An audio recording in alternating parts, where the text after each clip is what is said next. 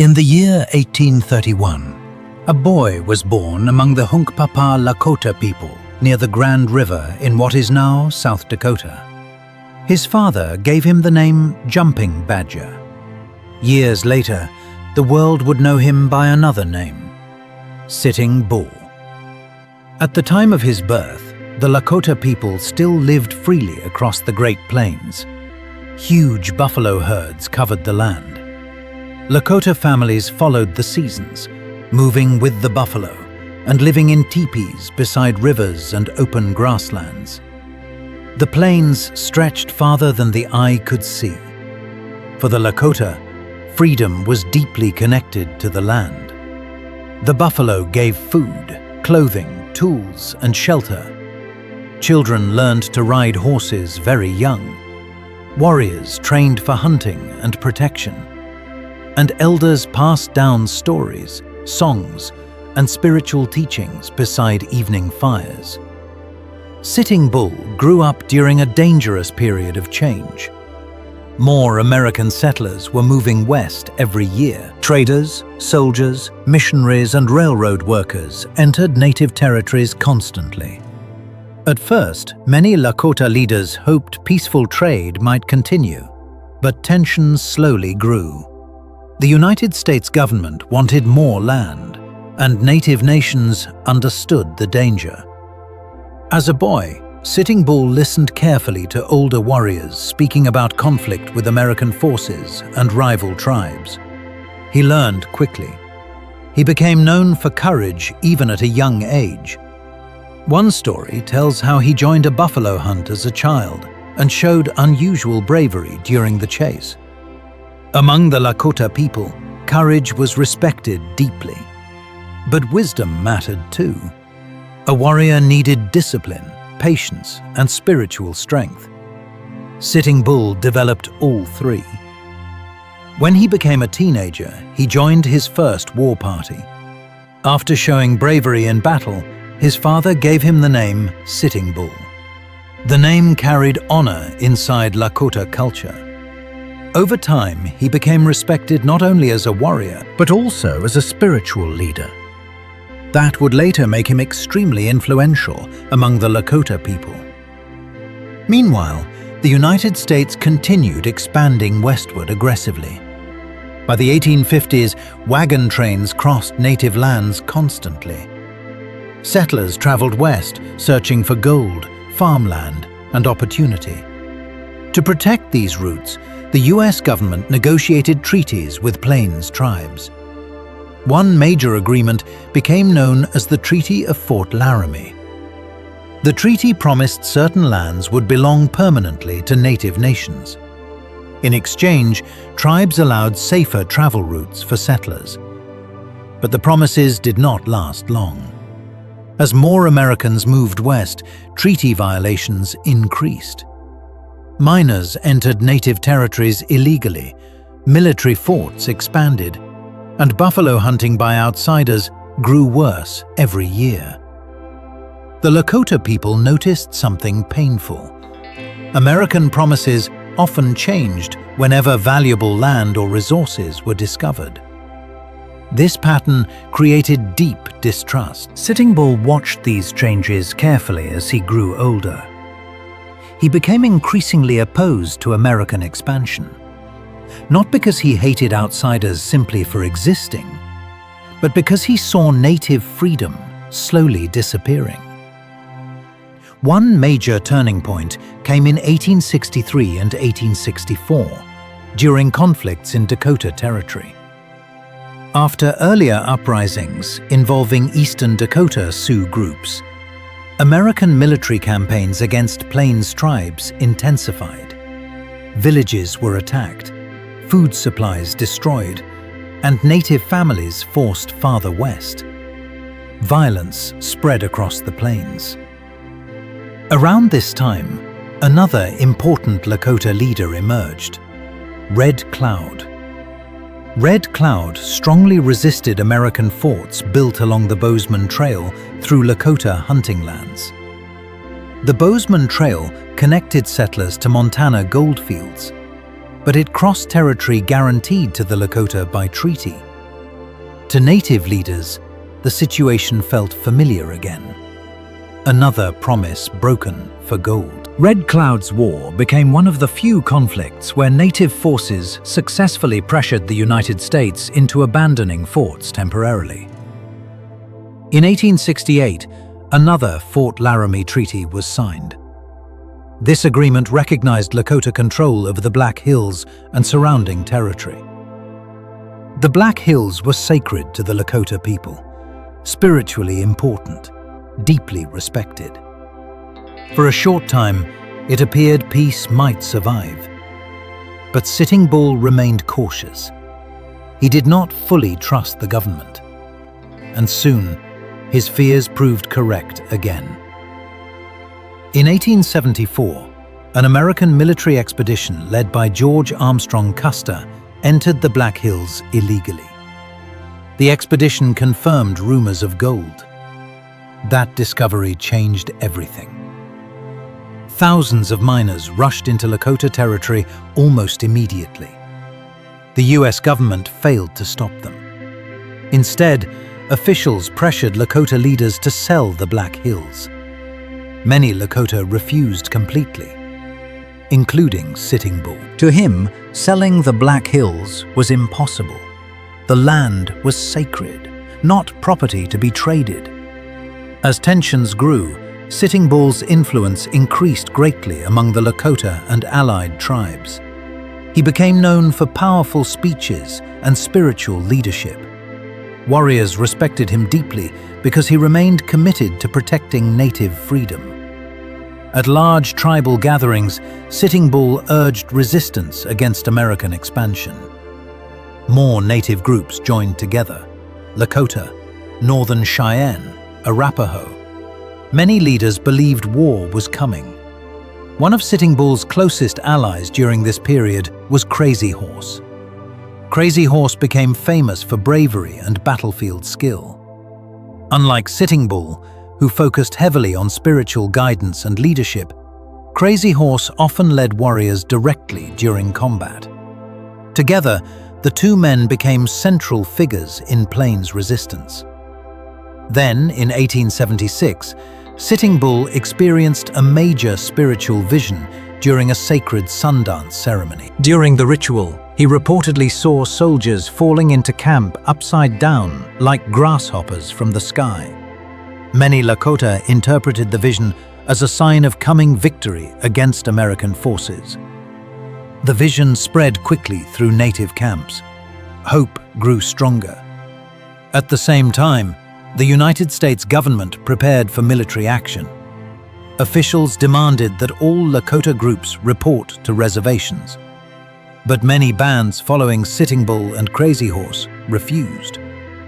They chose freedom over surrender. And soon, one of the most famous battles in American history would erupt across the plains beside the Little Bighorn River. In the summer of 1876, thousands of Lakota, Northern Cheyenne, and Arapaho people gathered near the Little Bighorn River in what is now Montana.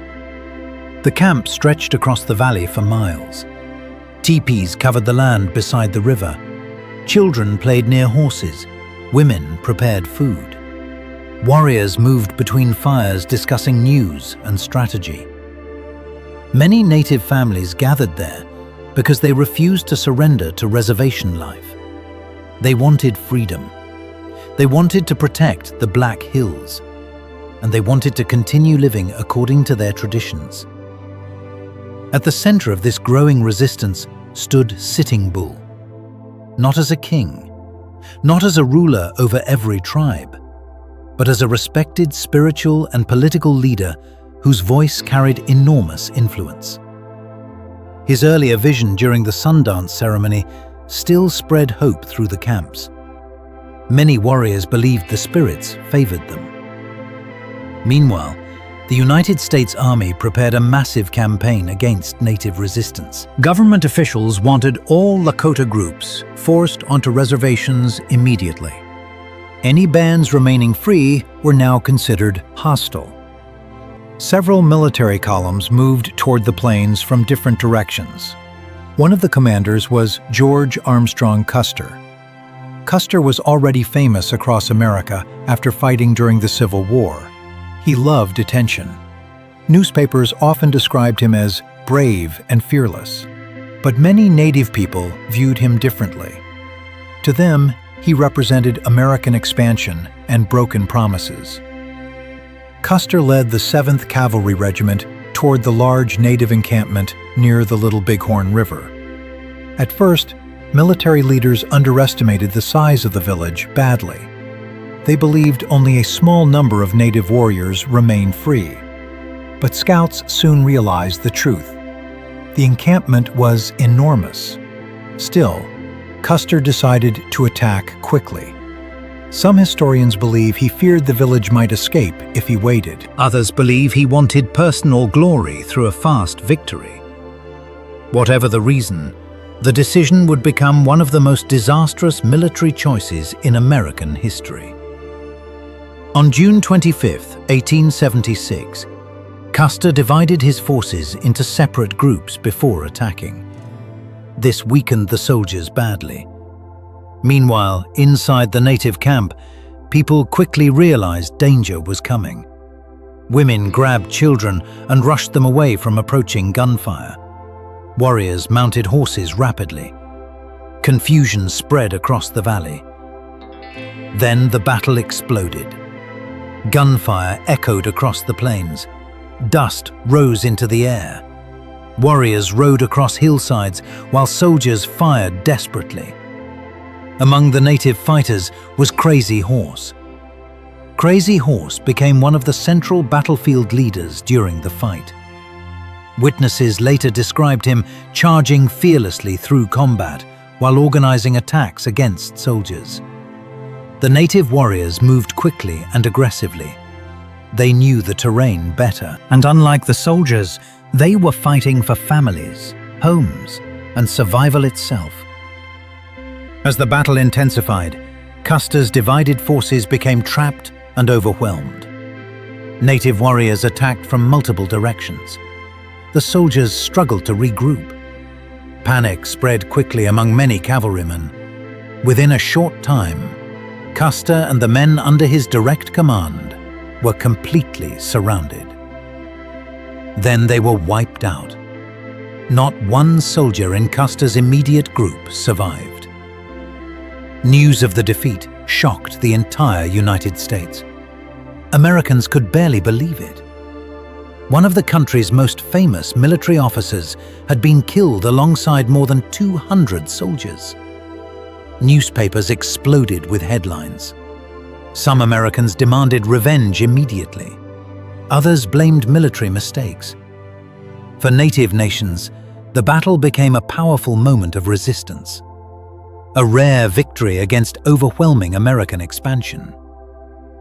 But Sitting Bull understood something important after the battle. The victory would bring even greater military pressure. And he was right. The United States government responded with fury. More troops entered the plains. Military campaigns intensified across Lakota territory, and pressure on native communities became relentless. The buffalo herds were also disappearing rapidly during this period. Commercial hunters killed buffalo by the millions. Railroads expanded deeper into native lands. Without buffalo, plains tribes lost food, clothing, and economic survival. Some American officials openly supported buffalo destruction because it weakened native resistance. Starvation spread through many native communities. Even after Little Bighorn, survival became harder every month. Meanwhile, American newspapers transformed Sitting Bull into one of the most feared native leaders in the country. Some stories exaggerated wildly. Others described him almost like a mythical enemy. But Sitting Bull himself remained focused on protecting his people. He understood the Lakota faced a dangerous future. One by one, many native leaders surrendered to reservation authorities because their people was starving. Even Crazy Horse eventually surrendered in 1877 after months of hardship. But tragedy followed soon afterward. While being held by soldiers at Camp Robinson in Nebraska, Crazy Horse was killed during a violent confrontation. His death devastated many Lakota people deeply. Sitting Bull refused surrender longer than most leaders. Instead, he led followers north into Canada, hoping to escape American military control. For several years, Sitting Bull and his people lived in difficult conditions across the Canadian plains. At first, they hoped life there might remain peaceful. But survival became extremely difficult. Buffalo herds declined there too. Food shortages worsened, and Canadian officials offered limited support. Winter conditions became harsh. Children suffered from hunger. Families struggled constantly. Sitting Bull faced painful choices: stay in Canada and risk starvation, or return to the United States and surrender. By 1881, he finally made his decision. Sitting Bull surrendered to American authorities at Fort Buford in Dakota Territory. When he arrived, soldiers took his rifle and horse. One officer later described the moment quietly. The greatest living Sioux warrior had surrendered. For many Lakota people, the surrender felt heartbreaking. Reservation life now waited ahead, and freedom across the plains was disappearing fast. But Sitting Bull's story was far from over, because even after surrender, his influence among Native people remained powerful. And years later, during a growing spiritual movement called the Ghost Dance, the government would once again fear the old Lakota leader deeply. When Sitting Bull surrendered in 1881, many Americans believed Native resistance on the Great Plains was finally over. The buffalo were nearly gone. Most tribes had been forced onto reservations, and military control spread across native lands. But the government still feared Sitting Bull deeply.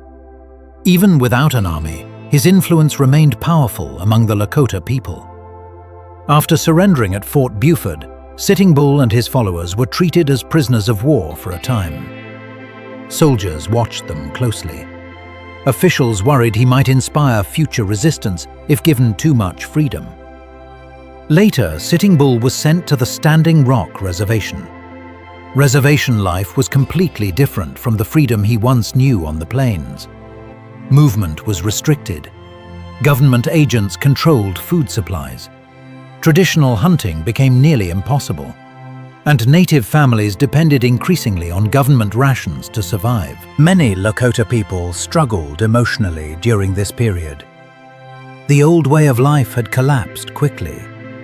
Buffalo herds that once covered the plains almost endlessly were now nearly extinct.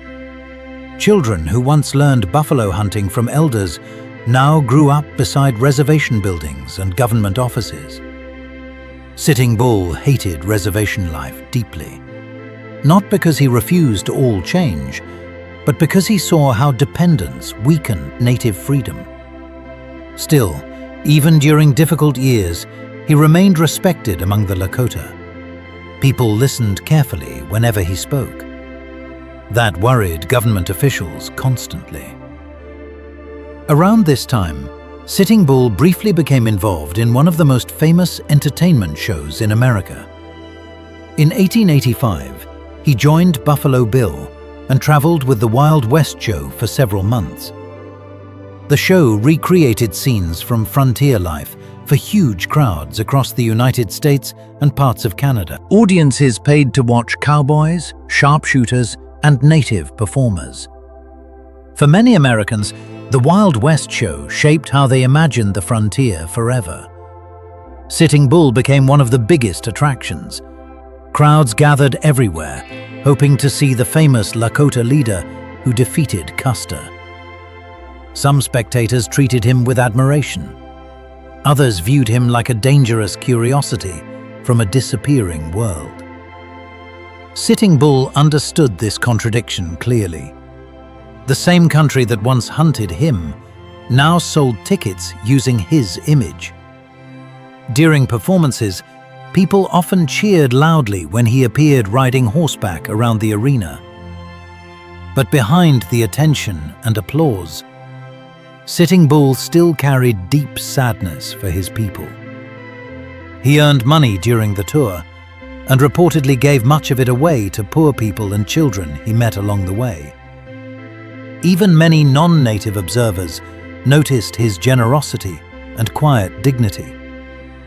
Still, he eventually returned to Standing Rock Reservation. Reservation life remained difficult.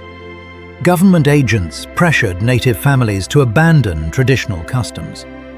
Children were increasingly sent to boarding schools where native languages were forbidden. Christian missionaries tried converting native communities, and federal policies aimed to erase tribal identity over time. Sitting Bull resisted these pressures quietly but firmly. He continued practicing Lakota traditions, and many younger Lakota still viewed him as a spiritual leader. Then, in the late 1880s, a new spiritual movement spread rapidly across native communities in the West. It became known as the Ghost Dance. The movement began with a Paiute spiritual leader named Wovoka. Wovoka taught a message of peace, prayer, and spiritual renewal. He believed native people should live honestly and perform sacred dances that would help heal the world. Many native communities embraced the movement quickly. Why? Because reservation life had created enormous despair. People were starving, cultures were under attack, and hope felt distant. The Ghost Dance offered emotional and spiritual comfort during terrible hardship. Some followers believed dead ancestors would return. Others believed buffalo herds would come back. Many hoped native suffering would finally end. But American officials misunderstood the movement completely. Reservation agents feared the dances were preparation for rebellion, especially among the Lakota. Panic spread through government offices across the plains. Newspapers printed alarming stories, claiming native uprisings were coming. Military forces prepared for violence again. And once more, government attention focused on Sitting Bull. Even though Sitting Bull was not the founder of the Ghost Dance, many Lakota followers respected him deeply. Some visited him for guidance. Others believed his support gave the movement strength. Reservation officials became terrified he might unite native resistance again. One government agent described him as dangerous simply because people trusted him. That fear grew rapidly during 1890. More soldiers arrived near Lakota reservations. Tension filled the air constantly. Many Lakota families became frightened. They remembered past massacres and broken treaties. Meanwhile, Sitting Bull remained calm publicly. But he understood the danger clearly. He knew the government feared native unity more than weapons themselves. Then came December 15th, 1890. Before sunrise, Indian police working for reservation authorities arrived at Sitting Bull's cabin. Their orders were clear: arrest him immediately. Officials feared he might support an uprising connected to the Ghost Dance movement. The arrest quickly turned chaotic. Lakota supporters gathered nearby. Arguments erupted. Pushing began. Then, suddenly, gunfire exploded. Nobody knows exactly who fired first, but within moments, confusion filled the camp. When the shooting ended, Sitting Bull lay dead. The famous Lakota leader who once stood against American expansion across the plains had been killed near his own home. He was 59 years old. The news spread rapidly across native communities. Shock, fear, and grief followed immediately. Many Lakota believed worse violence was coming now, and they were right. After Sitting Bull's death, many frightened Lakota followers fled southward seeking safety. Among them was a leader named Bigfoot. But the United States Army was already moving toward another deadly confrontation. And within weeks, one of the darkest massacres in Native American history would unfold at Wounded Knee. After the death of Sitting Bull in December 1890, fear spread quickly across Lakota communities. Families believed soldiers would soon attack anyone connected to the ghost dance movement. People packed belongings in panic. Women gathered children close, and many groups fled reservations, searching for safety before more violence erupted. One of the leaders traveling south during this chaos was Bigfoot. Bigfoot was respected among the Miniconjou Lakota people. Unlike some warriors, he was known as a peaceful leader who often tried avoiding conflict. But after Sitting Bull's killing, fear overwhelmed the plains. Bigfoot worried the army might target his people next, so he led his followers toward the Pine Ridge Reservation, hoping to find protection with another Lakota leader, Red Cloud. The journey became difficult immediately. Winter covered the plains with snow and freezing winds. Many people traveling with Bigfoot were sick, weak, or exhausted. Some families carried very little food. Children shivered beneath blankets while wagons struggled through icy terrain, and soldiers tracked their movement constantly. Then, on December 28, 1890, United States cavalry forces intercepted Bigfoot's band near Wounded Knee Creek in South Dakota. The soldiers surrounded the Lakota camp and ordered everyone to stop moving. Bigfoot himself was extremely ill with pneumonia. Witnesses described him coughing badly while wrapped in blankets during the confrontation. The army escorted the Lakota group to a camp near Wounded Knee. At first, officers claimed they only wanted to disarm the people peacefully. But tension filled the camp from the beginning. Hundreds of soldiers surrounded the Lakota families. Hotchkiss guns, powerful rapid-fire artillery weapons, were placed on nearby hills overlooking the camp. The Lakota noticed those weapons immediately. Fear spread through the camp overnight. Many native families remembered earlier attacks and broken promises. They did not trust the army. The soldiers were nervous too. Many young cavalrymen feared native resistance after hearing exaggerated stories about the ghost dance movement. Misunderstanding and fear poisoned both sides. Then came the morning of December 29th. Soldiers entered the camp, ordering the Lakota men to surrender all weapons. At first, some complied, but confusion quickly spread. Arguments began during searches. One deaf Lakota man reportedly struggled understanding commands from soldiers. Witnesses later gave different accounts about exactly what happened next. But suddenly, a gunshot rang out. Then chaos exploded everywhere. Soldiers opened fire across the camp.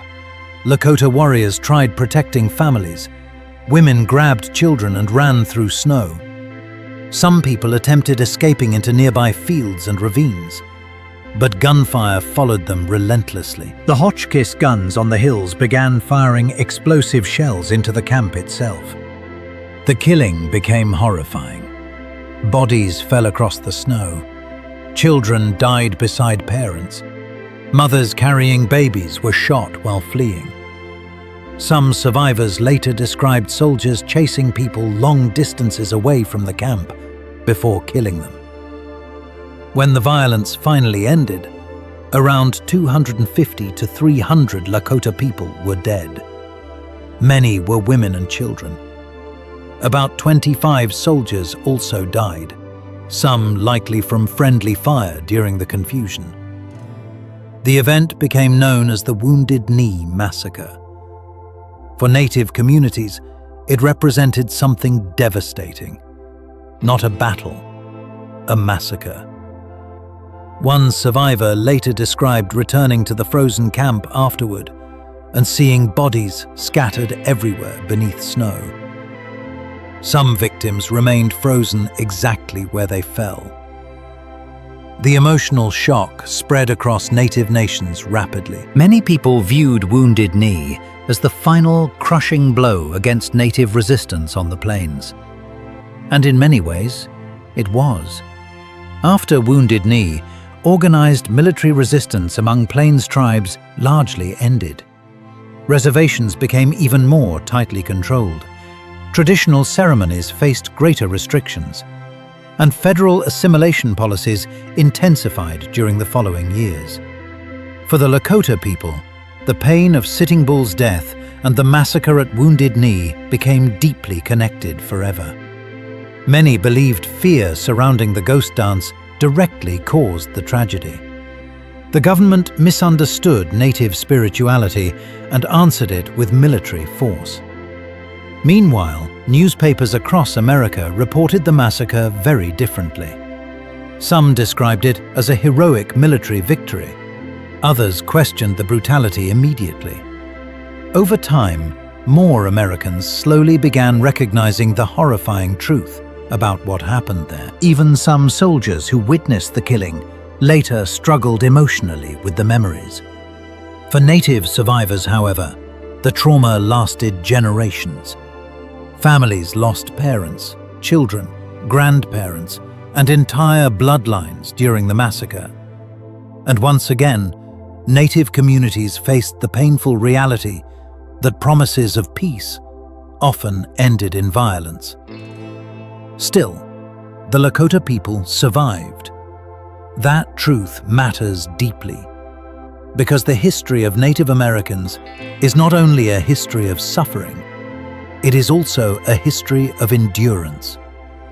After Wounded Knee, Lakota families continued preserving language, ceremonies, and traditions despite enormous pressure to assimilate. Elders secretly taught younger generations cultural practices. Stories about Sitting Bull, Crazy Horse, and the Old Plains life continued passing through families. And Native identity endured, even when government policy tried erasing it. Today, Sitting Bull remains one of the most respected Native leaders in American history. Not simply because he fought against soldiers, but because he defended Lakota sovereignty, spirituality, and freedom during a period when Native nations faced destruction across the continent. Historians still debate many parts of his life, but one truth remains clear. Sitting Bull understood earlier than many people that American expansion threatened not only Native land, but Native identity itself. And he spent his life resisting that loss. Modern Lakota communities still honor his memory today. So do many Native nations across North America. Because Sitting Bull's story became larger than one man. It became part of the larger story of Native survival. A story of broken treaties, resistance, spiritual strength, loss, and endurance against impossible odds.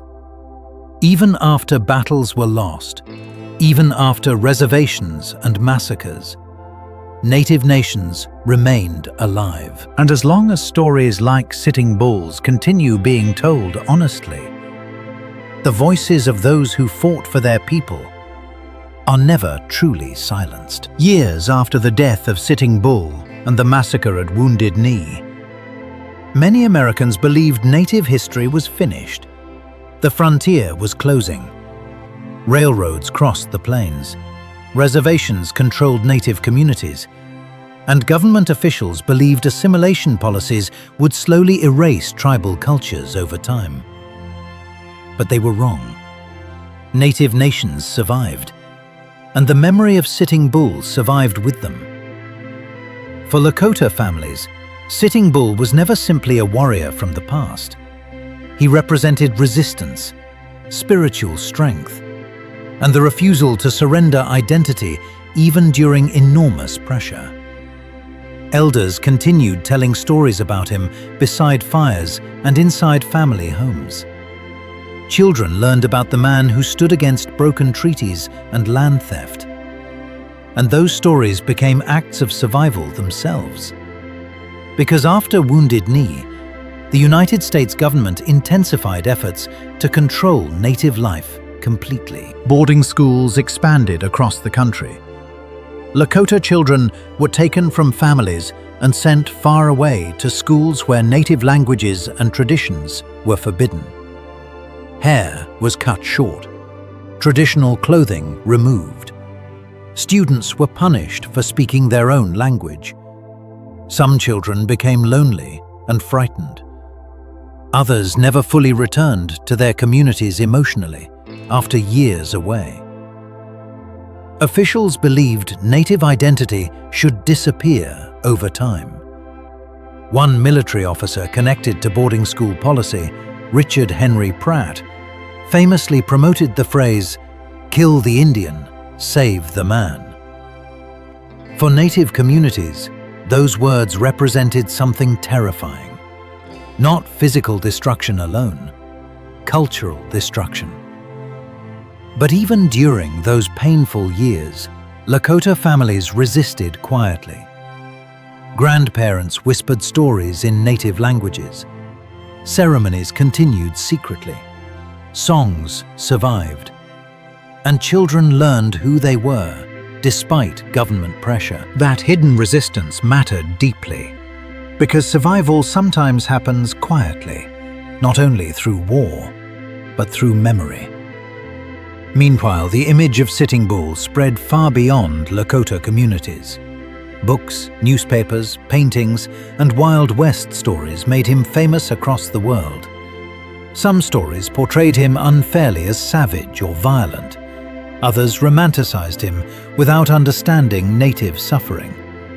But over time, historians slowly began studying native perspectives more seriously, and a different picture emerged. People started understanding why native leaders fought, not because they hated change itself, but because they watched promises broken repeatedly while land disappeared around them. The Black Hills remained one of the clearest examples. The Treaty of Fort Laramie guaranteed the Black Hills belonged to the Lakota people. Then gold was discovered there, and suddenly the agreement no longer mattered to the government. To Sitting Bull and many others, that betrayal proved native nations could not trust federal promises fully. That distrust continued for generations afterward. Even today, the Black Hills remain sacred to many Lakota people. Legal battles over the land continued well into modern times. In 1980, the United States Supreme Court ruled the government had illegally taken the Black Hills. Financial compensation was offered, but many Lakota groups refused the money. Why? Because they believed sacred land could not simply be bought and sold like property. That belief connects directly back to Sitting Bull's era. For many native nations, land was never only economic. It was spiritual, connected to ancestors, identity, and memory itself. As the 20th century continued, native activism grew stronger across America. Young native leaders demanded treaty rights, cultural protection, religious freedom, and political recognition. During movements in the 1960s and 1970s, many activists looked back at Sitting Bull and other leaders as symbols of survival and resistance. Not because war was glorified, but because dignity mattered. Native communities wanted the world to understand they were still alive, still sovereign, still protecting culture and history despite centuries of pressure. Today, Lakota communities continue preserving language and traditions across reservations and urban native communities alike. Powwows gather families together. Traditional songs are still sung. Children learn tribal history from elders and teachers, and stories about Sitting Bull continue passing through generations. His legacy also forces difficult questions about American history itself. Questions about broken treaties, expansion, violence, and how nations remember painful truths. For many years, school books described westward expansion mainly as progress and settlement. Native suffering often appeared only briefly, or not at all. But that has slowly begun changing. More historians now include native voices directly. museums work with tribal communities, and younger generations increasingly learn about events like Wounded Knee from native perspectives too. That matters greatly, because history changes depending on whose voice is allowed to speak. And for too long, native voices were pushed aside. Sitting Bull once said, "Let us put our minds together and see what life we can make for our children." Those words still feel powerful today, because despite enormous suffering, native nations continued building futures for their children. That may be the most important truth in this entire story. The Lakota people survived, the culture survived, the language survived, and the memory of leaders like Sitting Bull survived too. When people hear his name now, many imagine a warrior on horseback, standing against soldiers on the plains. But behind that image was a deeper reality. Sitting Bull was also a father, a spiritual guide, a man trying to protect his people's future while watching the world around him change violently. He understood something many ignored at the time. Once land, culture, and identity are destroyed, recovering them becomes painfully difficult. That is why he resisted for so long, not for fame, not for glory, but for survival. And although the Plains Wars eventually ended, the larger native story did not. It continues today through every family protecting language, tradition, ceremony, and memory. The government once believed native nations would disappear completely after reservations, boarding schools, and massacres like Wounded Knee. But they survived anyway. And as long as the story of Sitting Bull continues being told honestly, the spirit of resistance, dignity, and native survival will continue living too.